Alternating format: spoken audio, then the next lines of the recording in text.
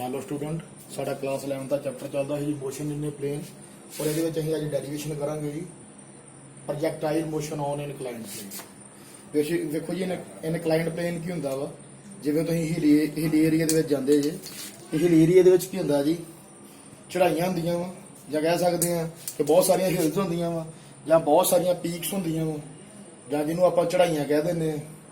जिवें for example इदां जी इदां करके होंदा हाँ जी देखो एक मिनट जे मान लो आ प्लेन सरफेस है इदा करके कह सकते कि आप उचाइयां के उत्ते चढ़ते जाने या चढ़ाइयां के उत्ते चढ़ते जाने।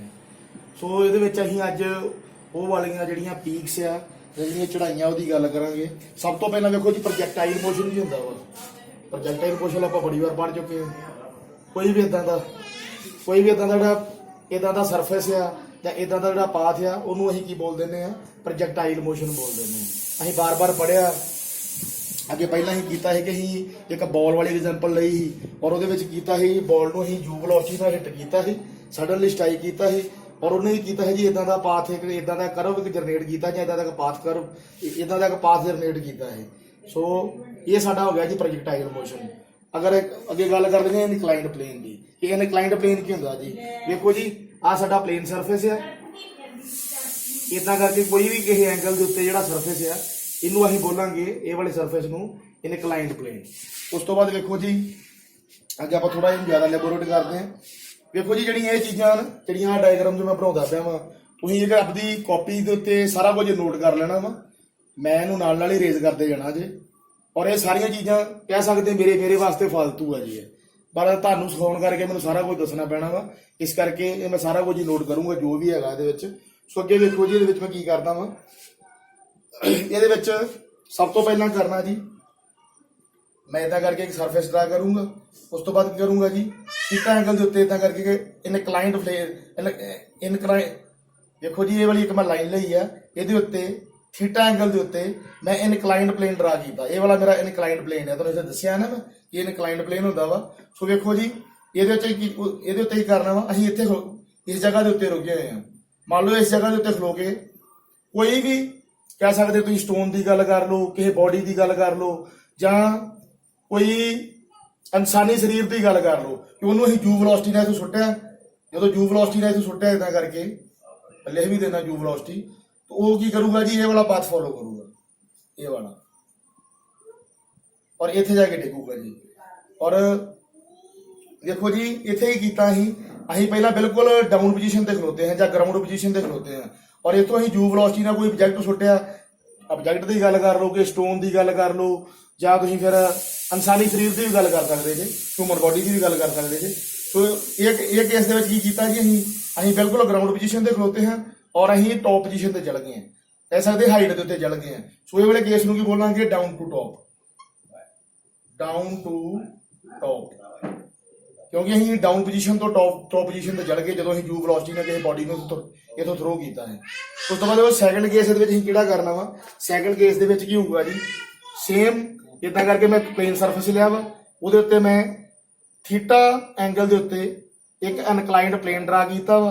हुण इहदे विच की कीता जी हुण असीं टॉप पोजीशन ते खलोते हैं इत्थे खलोते हैं जी इस जगह के उत्ते इत्थों जू वेलोसिटी ने की कीता जी असीं कोई इंसानी बॉडी या कोई भी ह्यूमन बीइंग या कह सकते कोई भी स्टोन या कोई भी ऑब्जेक्ट जिहड़ा वा इत्थों जू वेलोसिटी नाल थ्रो किया और इत्थे करके डिग पिया जी। और जिहड़ा ये वाला केस है इनू की बोलांगे असीं टॉप तो डाउन वाल नूं आए हैं असीं टॉप पोजीशन तो कोई चीज़ थ्रो की है और उन्होंने हिट करके इत्थे लिआंदा वा इत्थे भी तुहाडी जू वेलोसिटी होगी। सो देखो जी इत्थे जिहड़ा ये केस है इनू बोलांगे टॉप टू डाउन इनू बोलांगे टॉप टू डाउन क्योंकि असीं टॉप पोजीशन तो कोई ऑब्जेक्ट सुट्टिया वा जिहड़ा साडा डाउन पोजीशन ते आ गया। सो उस तो बाद देखो जी ये कुछ जरनल गल्लां ही इहदे विच जे।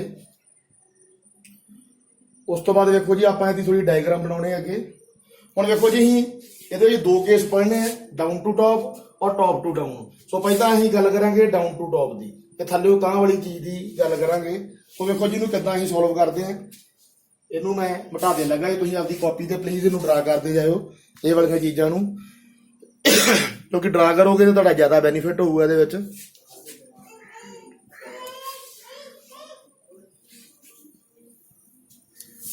ਸੋ ਇਹਨੂੰ ਬੜਾ ਅਰੇਂਜ ਕਰਦਾ ਵੀ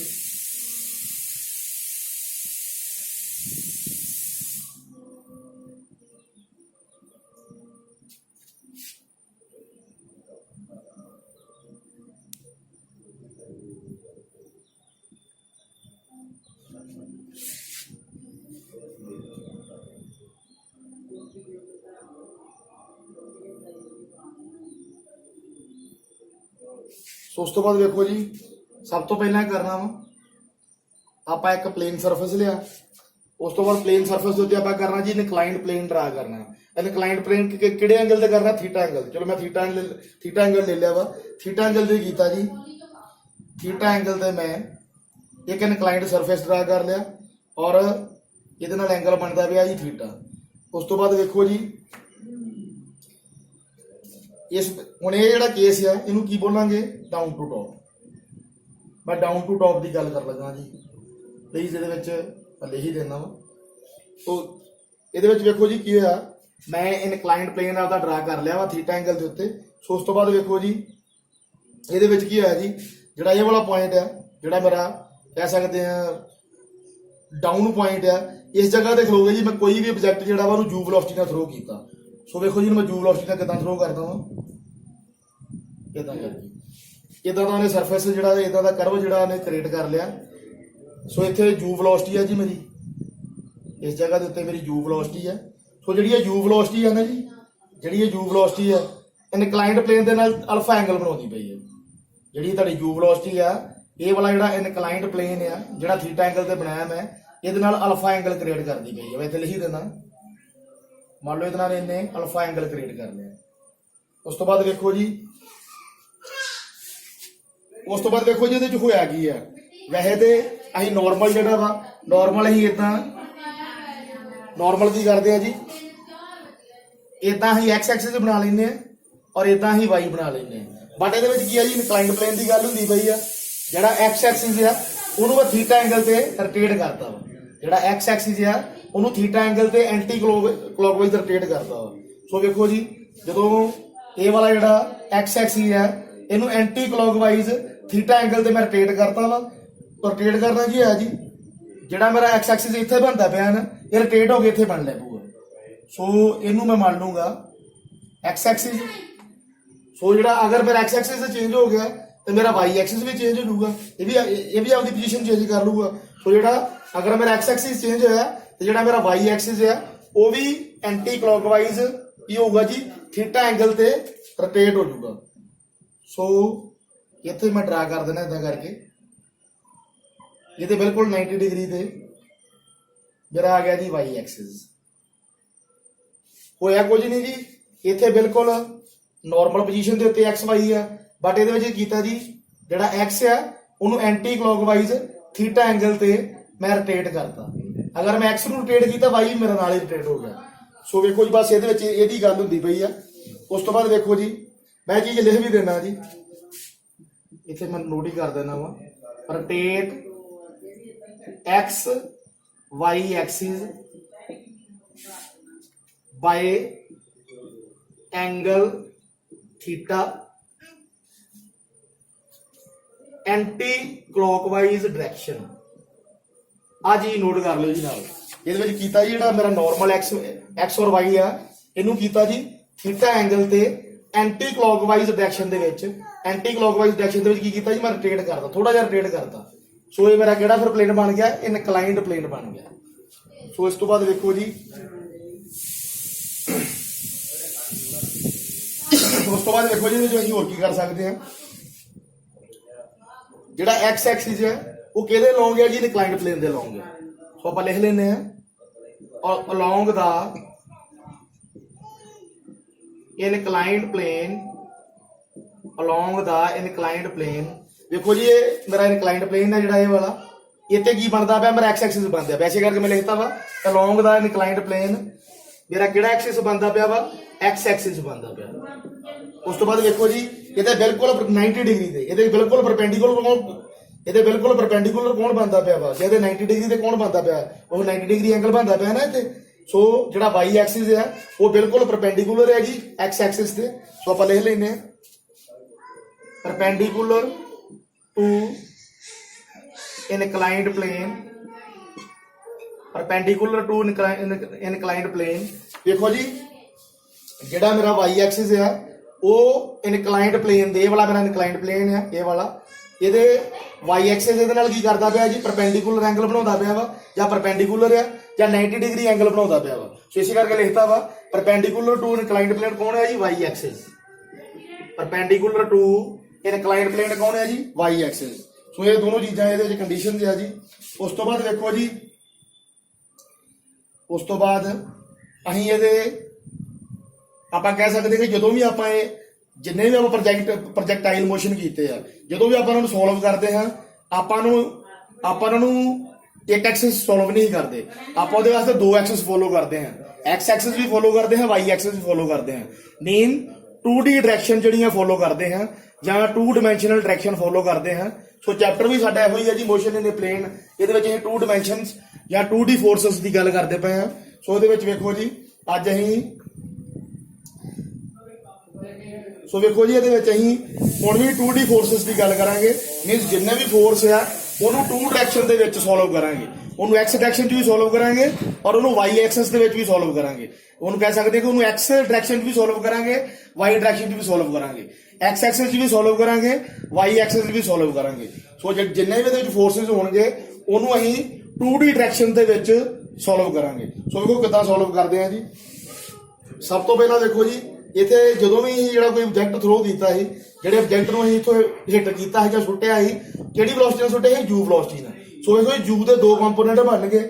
ਪਹਿਲਾ ਜਿਹੜਾ ਕੰਪੋਨੈਂਟ ਆ ਉਹ ਥੀਟਾ ਸਾਈਡ ਬਣੂਗਾ, ਐਂਗਲ ਸਾਈਡ ਬਣੂਗਾ। ਜਿਹੜਾ ਐਂਗਲ ਸਾਈਡ ਹੁੰਦਾ ਉੱਥੇ ਕੀ ਲੱਗਦਾ ਹੁੰਦਾ ਜੀ, ਹਮੇਸ਼ਾ ਕੋਸ ਅਲਫਾ ਲੱਗਦਾ ਹੁੰਦਾ। ਸੋ ਜਿਹੜਾ ਇੱਕ ਇਹਦਾ ਕੰਪੋਨੈਂਟ ਇਹ ਬਣ ਜੂਗਾ ਜੀ ਇਹ ਡਾਇਰੈਕਸ਼ਨ ਦੇ ਵਿੱਚ। ਸੋ ਇਹਨੂੰ ਮੰਨ ਲਾਂਗੇ ਅਸੀਂ ਯੂ ਕੋਸ ਅਲਫਾ। ਯੂ ਕੋਸ ਕਿਉਂ ਲਿਆ ਜੀ, ਕਿਉਂਕਿ ਇਹ ਥੀਟਾ ਸਾਈਡ ਆ, ਐਂਗਲ ਸਾਈਡ ਆ, ਇਸ ਕਰਕੇ ਇਹਨੂੰ ਯੂ ਕੋਸ ਅਲਫਾ ਮੰਨ ਲਿਆ। ਉਸ ਤੋਂ ਬਾਅਦ ਵੇਖੋ ਜੀ, ਜਿਹੜਾ ਸੈਕੰਡ ਜਿਹੜਾ you velocity the second component ਬਣੂਗਾ ਉਹ ਵਾਈ ਐਕਸਿਸ 'ਚ ਬਣੂਗਾ। ਸੋ ਵਾਈ ਐਕਸਿਸ ਵਾਲੇ ਨੂੰ ਕੀ ਲਿਖ ਲਾਂਗੇ ਜੀ, ਉਹ ਬਿਲਕੁਲ ਇਹਦੇ ਪਰਪੈਂਡੀਕੂਲਰ ਹੋਊਗਾ, ਇੱਥੇ ਬਣੂਗਾ ਇਹ ਡਾਇਰੈਕਸ਼ਨ ਦੇ ਵਿੱਚ। ਸੋ ਇਹਨੂੰ ਕੀ ਮੰਨ ਲਾਂਗੇ ਅਸੀਂ, ਯੂ ਸਾਈਨ ਅਲਫਾ।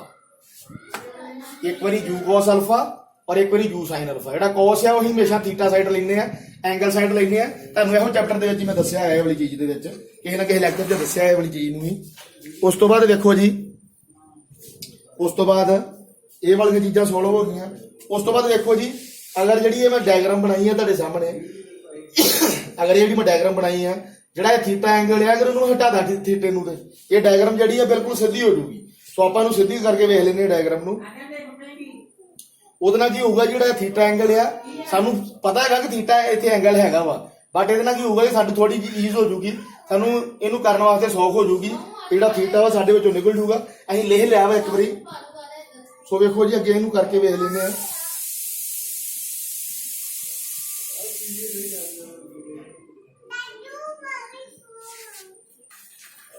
ਚਲੋ ਜੀ, ਜਿਹੜਾ ਇਹ ਥੀਟਾ ਐਂਗਲ ਹੈ ਇਹਨੂੰ ਮੈਂ ਹਟਾ ਕੇ ਵੀ ਇੱਕ ਵਾਰੀ ਤੁਹਾਨੂੰ ਡਾਇਗਰਾਮ ਬਣਾ ਕੇ ਵਿਖਾ ਦਿੰਦਾ ਵਾ। ਮੈਂ ਕਹਿ ਸਕਦਾ ਕਿ ਇਹ ਡਾਇਗਰਾਮ ਨੂੰ ਤੁਹਾਨੂੰ ਸਿੱਧੀ ਕਰਕੇ ਵਿਖਾ ਦਿੰਦਾ ਵਾ। ਜਿਹੜੀ ਇਨਕਲਾਈਨ ਪਲੇਨ ਵਾਲੀ ਡਾਇਗਰਾਮ ਹੈ ਉਹਨੂੰ ਮੈਂ ਸਿੱਧੀ ਕਰਕੇ ਵੀ ਬਣਾ ਦਿੰਦਾ ਇੱਥੇ, ਤੇ ਸਿੱਧੀ ਕਰਕੇ ਡਾਇਗਰਾਮ ਕਿੱਦਾਂ ਦੀ ਬਣੂਗੀ। ਵੈਸੇ ਗੱਲ ਅਸੀਂ ਇਨਕਲਾਈਨ ਪਲੇਨ ਦੀ ਕਰਦੇ ਆ, ਪਰ ਅਸੀਂ ਇਹਨੂੰ ਸਿੱਧਾ ਕਰਕੇ ਵੀ ਬਣਾ ਸਕਦੇ ਹਾਂ। ਉਹ ਸਿੱਧੀ ਡਾਇਗਰਾਮ ਕਿੱਦਾਂ ਬਣੂਗੀ ਮੈਂ ਇੱਥੇ ਬਣਾਉਣ ਲੱਗਾ ਵਾ। ਇਹ ਤੁਹਾਡਾ ਐਕਸ ਆ ਗਿਆ, ਵਾਈ ਆ ਗਿਆ। ਉਸ ਤੋਂ ਬਾਅਦ ਵੇਖੋ ਜੀ, ਤੁਹਾਡੀ ਯੂ ਵੈਲੋਸਿਟੀ ਇਦਾਂ ਕਰਕੇ, ਸੌਰ ਇਦਾਂ ਕਰਕੇ ਯੂ ਵੈਲੋਸਿਟੀ ਆ ਗਈ। ਉਸ ਤੋਂ ਬਾਅਦ ਯੂ ਦੇ ਦੋ ਕੰਪੋਨੈਂਟ ਸੀ, ਇੱਧਰ ਯੂ ਸਾਈਨ ਅਲਫਾ ਆ ਗਿਆ ਸੀ, ਔਰ ਇਹਦੇ ਨਾਲ ਐਂਗਲ ਕਿਹੜਾ ਬਣਦਾ ਪਿਆ ਸੀ, ਅਲਫਾ ਬਣਦਾ ਪਿਆ ਸੀ।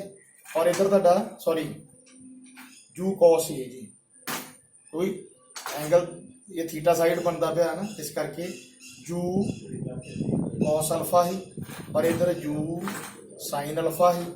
ਸੋ ਇਹ ਵਾਲੀ ਸਾਡੀ ਡਾਇਗਰਾਮ ਜਿਹੜੀ ਹੈ ਇਹਨੂੰ ਇਦਾਂ ਕਰਕੇ ਕ੍ਰੀਏਟ ਕਰਤਾ। ਡਾਇਗਰਾਮ ਜਿਹੜਾ ਥੀਟਾ ਐਂਗਲ ਹੈ ਇਹਨੂੰ ਸਿੱਧਾ ਕਰਕੇ ਮੈਂ ਬਣਾਤਾ ਵਾ, ਕਿ ਤਾਂ ਤੁਸੀਂ ਥੋੜਾ ਕਨਫਿਊਜ਼ ਨਾ ਹੋ। ਉਸ ਤੋਂ ਬਾਅਦ ਦੇਖੋ ਜੀ, ਅੱਗੇ ਦੇ ਵਿੱਚ ਅਸੀਂ ਕੀ ਸੋਲਵ ਕਰਦੇ ਆ। ਇਹਨੂੰ ਮੈਂ ਬਿਠਾ ਦੇ ਲੱਗਾ ਜੇ ਵਾਲੀ ਚੀਜ਼ ਨੂੰ।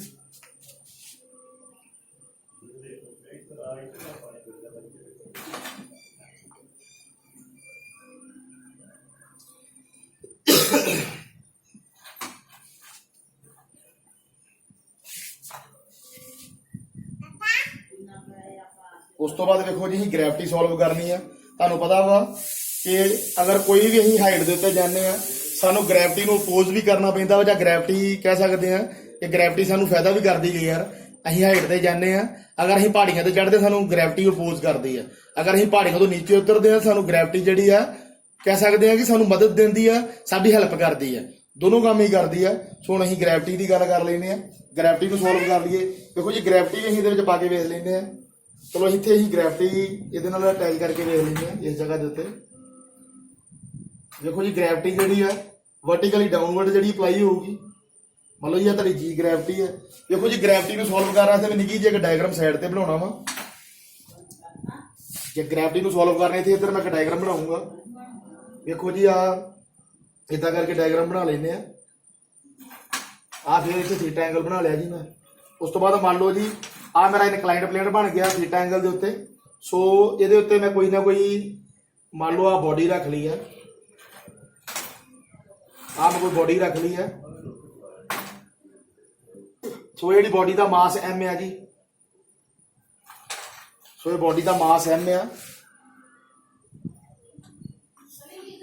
सो बॉडी का मास एम है जी। सो जी बॉडी ये कोई ना कोई ग्रैविटी लगूगी और ये सेंटर ऑफ ग्रैविटी पॉइंट तो वर्टिकली डाउनवर्ड लगूगी। सो इतने मैं वर्टिकली डाउनवर्ड इतने ग्रैविटी पाती।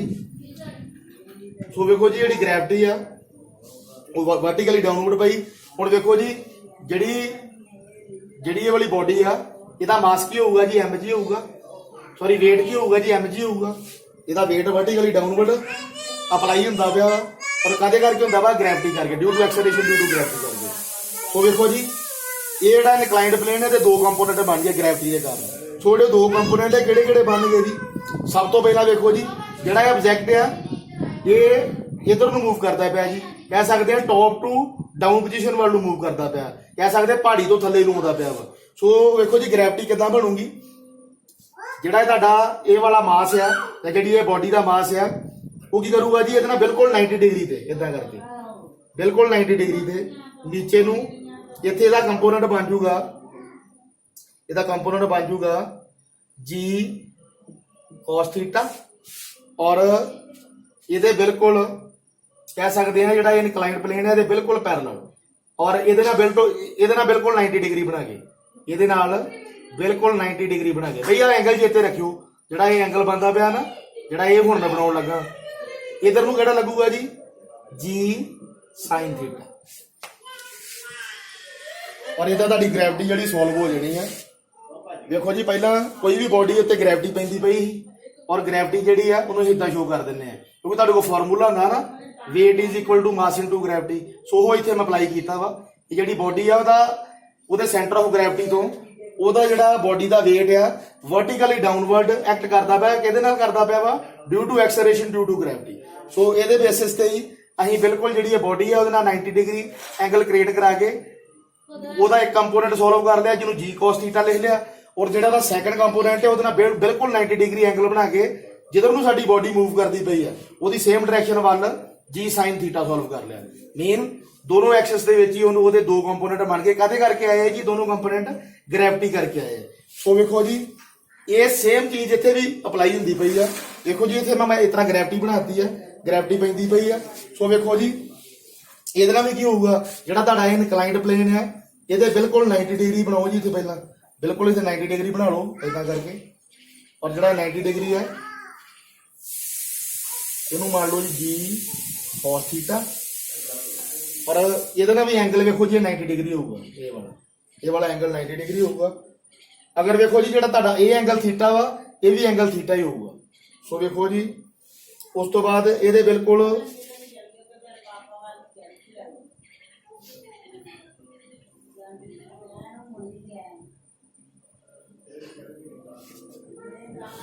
देखो जी उस तो बाद तारा जी cos थीटा तो नीचे नूं बन गया और जिहड़ा जी sin थीटा वो इधर नूं बनूगा।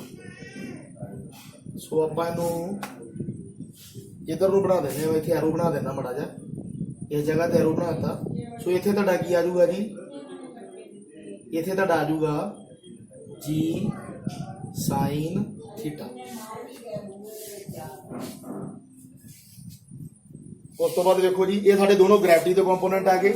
ਜਿਹੜਾ ਇਹ ਵਾਲਾ ਐਂਗਲ ਆ ਗਿਆ, ਇਹ ਐਂਗਲ ਕਿੰਨਾ ਆ ਗਿਆ ਜੀ 90 ਡਿਗਰੀ ਐਂਗਲ ਆ ਗਿਆ, ਕਿਉਂਕਿ ਇਹ ਤੁਹਾਡਾ ਇਨਕਲਾਈਨਡ ਪਲੇਨ ਔਰ ਜਿਹੜਾ ਤੁਹਾਡਾ ਇਹ ਜੀ cos ਥੀਟਾ ਵਾਲਾ ਕੰਪੋਨੈਂਟ ਦੋਨਾਂ ਦੇ ਵਿੱਚ ਐਂਗਲ ਬਣਿਆ ਨਾ। ਸੋ ਭਾਵੇਂ ਇਹ ਵਾਲੀ ਜਿਹੜੀ ਗ੍ਰੈਵਿਟੀ ਹੈ ਨਾ, ਇਹਨੂੰ ਭਾਵੇਂ ਛੱਡ ਹੀ ਦਿਓ, ਇਹ ਵਾਲੇ ਨੂੰ, ਇਹਦਾ ਕੋਈ ਮਤਲਬ ਨਹੀਂ ਹੈਗਾ। ਇਹ ਸਿਰਫ ਤੁਹਾਨੂੰ ਦੱਸਣ ਕਰਕੇ ਕਿ ਗ੍ਰੈਵਿਟੀ ਇਦਾਂ ਪੈਂਦੀ ਹੈ ਔਰ ਗ੍ਰੈਵਿਟੀ ਦੀ ਇਹਦੀ ਮਦਦ ਨਾਲ ਹੀ ਅਸੀਂ ਦੋ ਕੰਪੋਨੈਂਟ ਸੋਲਵ ਕਰਨੇ ਆ। ਸੋ ਵੇਖੋ ਜੀ ਉਸ ਤੋਂ ਬਾਅਦ ਇਹ ਦੋਨੋਂ ਐਂਗਲ ਸਾਡੇ ਸੋਲਵ ਹੋ ਗਏ ਆ। ਹੁਣ ਜਿਹੜੀ ਆਹ ਥੱਲੇ ਡਾਇਗਰਾਮ ਬਣਾਈ ਹੈ ਇੱਥੇ ਵੀ ਆਪਾਂ ਇਹਨਾਂ ਨੂੰ ਡਰਾ ਕਰਕੇ ਵੇਖ ਲੈਂਦੇ ਆ।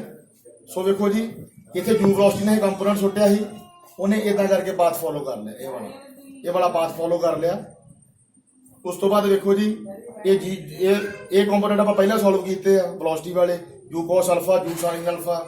ਸੋ ਉਸ ਤੋਂ ਬਾਅਦ ਵੇਖੋ ਜੀ ਇਹ ਤੁਹਾਡੇ ਦੋ ਕੰਪੋਨੈਂਟ ਹੋਰ ਆਏ ਆ ਜੀ ਗ੍ਰੈਵਿਟੀ ਵਾਲੇ, ਜੀ cos ਔਰ ਜੀ sin ਵਾਲੇ। ਵੇਖੋ ਜੀ ਇਹ ਤੁਹਾਡਾ ਆ ਗਿਆ, ਇਹ ਕਿਹੜਾ ਹੈ ਇਹ ਜੀ, ਇਹ ਵਾਲਾ, ਇਹਨੂੰ ਕੀ ਲਿਖਾਂਗੇ ਜੀ cos ਥੀਟਾ ਲਿਖ ਲਾਂਗੇ। ਔਰ ਇੱਕ ਸਾਡਾ ਇਧਰਲੇ ਬੰਨੇ ਆਇਆ ਵਾ ਇਹ ਵਾਲਾ ਜੀ, ਕਿਉਂਕਿ ਇਸ ਪੁਆਇੰਟ ਦੇ ਇਧਰਲੇ ਬੰਨੇ ਆਇਆ, ਇਹਨੂੰ ਕੀ ਬੋਲਦੇ ਆ ਜੀ sin ਥੀਟਾ। ਸੋ ਇੱਥੇ ਲੈ ਲਾਂਗੇ ਜੀ sin ਥੀਟਾ। ਦੋਨੋਂ ਨੈਗੇਟਿਵ ਚ ਆਇਆ ਜੀ ਵੇਖੋ, ਕਿਉਂਕਿ y ਐਕਸਿਸ ਦਾ ਜਿਹੜਾ ਸਾਡਾ ਇਹ ਓਰੀਜਨ ਪੁਆਇੰਟ ਹੁੰਦਾ ਨਾ ਜੀ, y ਐਕਸਿਸ ਦਾ ਉੱਪਰਲਾ ਜਿਹੜਾ ਪਾਰਟ ਹੈ ਪੋਜ਼ਿਟਿਵ ਹੁੰਦਾ ਵਾ ਔਰ ਓਰੀਜਨ ਤੋਂ ਨੀਚੇ ਵਾਲਾ ਨੈਗੇਟਿਵ ਹੁੰਦਾ ਵਾ। ਇਦਾਂ ਹੀ ਜਿਹੜਾ x ਐਕਸਿਸ ਆ ਇਹਦਾ ਓਰੀਜਨ ਤੋਂ ਇਧਰ ਵਾਲਾ ਪਾਰਟ ਜਿਹੜਾ ਵਾ, ਜਿਹੜਾ ਲੈਫਟ ਹੈਂਡ ਜਿਹੜਾ ਰਾਈਟ ਹੈਂਡ ਸਾਈਡ ਵਾਲਾ ਪਾਰਟ ਆ ਇਹ ਪੋਜ਼ਿਟਿਵ ਹੁੰਦਾ ਵਾ ਔਰ ਜਿਹੜਾ ਓਰੀਜਨ ਤੋਂ ਲੈਫਟ ਹੈਂਡ ਸਾਈਡ ਵਾਲਾ ਪਾਰਟ ਆ ਉਹ ਨੈਗੇਟਿਵ ਹੁੰਦਾ ਵਾ। ਸੋ ਵੇਖੋ ਜੀ ਤੇ ਜੀ sin ਥੀਟਾ ਵੀ ਨੈਗੇਟਿਵ ਆਇਆ ਵਾ ਔਰ ਜੀ cos ਥੀਟਾ ਵੀ ਨੈਗੇਟਿਵ ਆਇਆ, ਦੋਨਾਂ ਦੀ ਵੈਲਿਊ ਨੈਗੇਟਿਵ ਆਈ ਹੈ। ਸੋ ਇਸੇ ਕਰਕੇ ਇਹ ਜਿਹੜੀ ਡਾਇਗਰਾਮ ਦਾ ਆਪਾਂ ਇਹੋ ਹੀ ਫਾਇਦਾ ਕਰਨਾ ਇਹਨੇ ਆਪਾਂ ਨੂੰ। ਵੇਖੋ ਜੀ ਅਗਰ ਅਸੀਂ ਕਦੀ ਵੀ ਇਦਾਂ ਕਰਕੇ y ਔਰ x ਐਕਸਿਸ ਬਣਾਉਣੇ ਆ ਨਾ ਜੀ, ਇਹ ਸਾਡਾ ਓਰੀਜਨ ਪੁਆਇੰਟ ਹੁੰਦਾ ਵਾ। ਅਗਰ ਇਹਦੀ ਗੱਲ ਕਰੀਏ ਵੀ ਪੋਜ਼ਿਟਿਵ ਆ, ਅਗਰ y ਦੀ ਗੱਲ ਕਰੀਏ ਵੀ ਇਹਦੀ ਵੈਲਿਊ ਪੋਜ਼ਿਟਿਵ ਆ। ਅਗਰ ਜਿਹੜਾ ਇਹ ਵਾਲਾ x ਐਕਸਿਸ ਆ ਇਹਦਾ ਗ੍ਰਾਫ ਇਧਰ ਨੂੰ ਚੱਲ ਜੇ, ਓਰੀਜਨ ਤੋਂ ਇਧਰ ਨੂੰ ਚੱਲ ਜੇ, ਮੈਂ ਕਹਿ ਸਕਦਾ ਵਾਂ ਇਹ ਲੈਫਟ ਹੈਂਡ ਸਾਈਡ ਤੇ ਚੱਲ ਜੇ, ਓਰੀਜਨ ਤੋਂ ਲੈਫਟ ਹੈਂਡ ਸਾਈਡ ਤੇ ਦਾ ਗ੍ਰਾਫ ਚੱਲ ਜੇ, ਇਹਦੀ ਵੈਲਿਊ ਨੈਗੇਟਿਵ ਹੋ ਜਾਂਦੀ ਹੈ। ਇਦਾਂ y ਐਕਸਿਸ ਦਾ ਜਿਹੜਾ ਗ੍ਰਾਫ ਆ ਅਗਰ ਉਹ ਓਰੀਜਨ ਤੋਂ ਨੀਚੇ ਚੱਲ ਜੇ, ਬਾਟਮ ਸਾਈਡ ਨੂੰ ਚੱਲ ਜੇ, ਇਹਦੀ ਵੈਲਿਊ ਨੈਗੇਟਿਵ ਹੋ ਜਾਂਦੀ ਹੈ। ਸੋ ਉਹ ਚੀਜ਼ ਮੈਂ ਇੱਥੇ ਨੋਟ ਕੀਤੀ ਹੈ, ਉਹ ਚੀਜ਼ ਇਹਦੇ ਅਕੋਰਡਿੰਗ ਇਹਨੂੰ ਨੋਟ ਕੀਤਾ ਵਾ। ਇਹਦੇ ਵਿੱਚ ਵੀ ਇਦਾਂ ਹੀ ਕੀਤਾ ਜੀ, ਵੇਖ ਲਓ ਭਾਵੇਂ ਇਹ y ਦੀ ਇਹ ਸਾਡਾ ਓਰੀਜਨ ਪੁਆਇੰਟ ਹੈ ਜੀ, ਇਹ ਤੋਂ ਅਪਰ ਸਾਈਡ ਤੇ y ਐਕਸਿਸ ਦੀ ਵੈਲਿਊ ਪਲੱਸ ਹੈ, ਇਹ ਤੋਂ ਨੀਚੇ ਸਾਈਡ ਤੇ y ਐਕਸਿਸ ਦੀ ਵੈਲਿਊ ਨੈਗੇਟਿਵ ਹੈ। ਇਦਾਂ ਹੀ x ਐਕਸਿਸ ਦੀ ਰਾਈਟ ਹੈਂਡ ਸਾਈਡ ਤੇ ਵੈਲਿਊ ਪੋਜ਼ਿਟਿਵ ਹੈ ਔਰ x ਐਕਸਿਸ ਦੀ ਇਹ ਵਾਲੇ ਰੀਜਨ ਤੋਂ ਲੈਫਟ ਹੈਂਡ ਸਾਈਡ ਤੇ ਵੈਲਿਊ ਨੈਗੇਟਿਵ ਹੈ। ਸੋ ਇੱਥੇ ਦਾ ਡਾਟਾ ਤੁਹਾਡੇ ਗ੍ਰੈਵਿਟੀ ਦੇ ਦੋ ਕੰਪੋਨੈਂਟ ਆਏ ਆ, ਜੀ sin ਥੀਟਾ ਔਰ ਜੀ cos ਥੀਟਾ, ਦੋਨੋਂ ਹੀ ਨੈਗੇਟਿਵ ਆਏ ਆ। ਸੋ ਇਹ ਦੋਨੋਂ ਵੈਲਿਊ ਸਾਡੀਆਂ ਨੈਗੇਟਿਵ ਆ ਗਈਆਂ ਵਾ। ਉਸ ਤੋਂ ਬਾਅਦ ਵੇਖੋ ਜੀ